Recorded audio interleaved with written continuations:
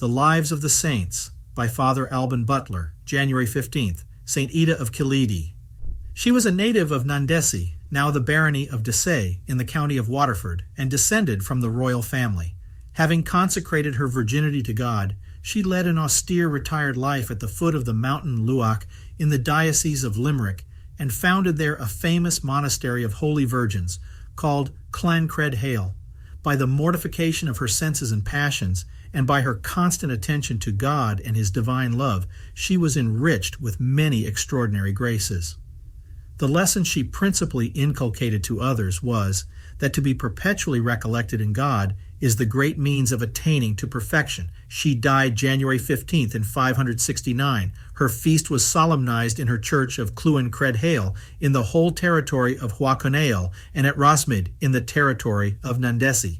See her ancient life in Bollandus, who calls her the second St. Brigid of Ireland. Among the saints of Ireland, St. Ita, also called Ida and Mida, occupies the first place along with St. Brigid. It is said that she was of royal family, that she was born in one of the baronies of Decies near Drum, Waterford, and that her first name was Deirdre.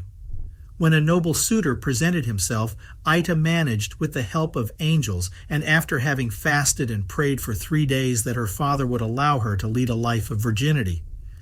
To realize her purpose, Ita migrated to Hy Conaill in the western region of the present county of Limerick. In Killeedy she gathered a community of maidens, and there she died, probably in 570, after long years of service to God and neighbor.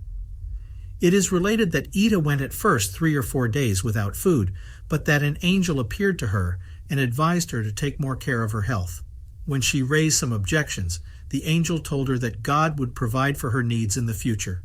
From then on, Ita lived nourished by heaven. A pious maiden coming from a long pilgrimage asked her one day, "Why does God love you so much? He feeds you miraculously, blesses you with the gift of healing all illnesses and of seeing the past and the future. The angels converse with you, and your thoughts are always on the divine mysteries." Ita gave him to understand that the practice of continual meditation, to which he had given himself since childhood, was the source of all the rest. The holiest men in Ireland sought Ita's advice. Ita reportedly ran a school for boys, and Bishop St. Erc entrusted to her the care of one, named Brendano, who was destined to become famous as an abbot and missionary. LTA cared for him for 5 years. One day the child asked her what were the 3 things that God loved most. The saint replied, "The confidence of a pure heart, the simplicity of the religious spirit, and generosity inspired by charity. These are the 3 things in which God is most pleased." "And what are the 3 things he most abhors?" insisted the child. To which the saint replied, "The face of those who mock their brethren, obstinacy in sin, and exaggerated confidence in the power of money, these are the 3 things God most abhors." Many of the miracles attributed to the saint are most extravagant. For example, the story of the skilled craftsman who had been in the service of Ita, and to whom she had given her sister in marriage, promising her that she would have a holy son. The craftsman went out to fight a group of bandits and was beheaded in battle. His body was recovered, but the bandits had taken his head.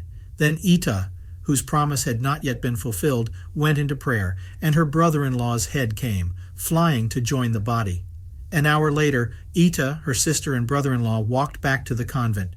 The craftsman's son was St. Mochaemóg, abbot of Lismore or Lee in Tipperary. St. Ita took charge of his education and gave him that name, meaning "my beautiful little one," Latinized into Pulcherius. The feast of St. Ita is celebrated throughout Ireland.